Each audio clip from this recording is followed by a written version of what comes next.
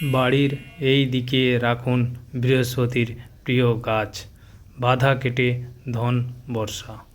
হলুদের সর্বগুণ সম্পন্ন, রান্নার পাশাপাশি রোগ হারাও।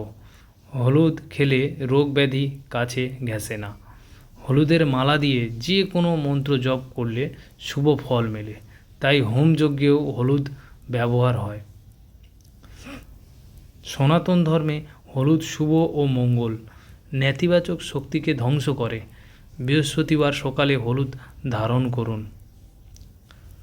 ঘরের আলমারিতে হলুদের গুঁড়ো রাখলে মেলে দেবী লক্ষ্মীর কৃপা, ঘরে কখনো অর্থের অভাব হয় না। পূর্ব বা উত্তর দিকে হলুদ গাছ রোপণ ও শুভ, সুখ সমৃদ্ধি ও সম্পদ আসে ঘরে। বাড়িতে শান্তি ও সুখ চাইলে পশ্চিম উত্তর দিকে হলুদের চারা রোপণ করুন। হলুদ গাছ দক্ষিণ এবং পূর্বের মাঝখানে রোপণ করেন। ঘরে আসে ইতিবাচক শক্তি, বাস্তু দোষও দূর হয়। হলুদ গাছ ঘরে রাখলে বৃহস্পতি গ্রহ শক্তিশালী হয়, সে কারণে জ্ঞান ও সমৃদ্ধি আসে ঘরে, দারিদ্র দূর হয়।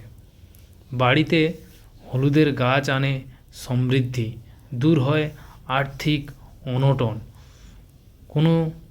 কোন দিকে রাখবেন হলুদ গাছ? বাস্তু শাস্ত্রে হলুদের মাহাত্ম্য অপরিসীম। বাড়িতে হলুদের গাছ লাগানো শুভ, সৌভাগ্যের প্রতীক। ভিডিওটি ভালো লাগলে লাইক, শেয়ার এবং কমেন্ট অবশ্যই সাবস্ক্রাইব করবেন।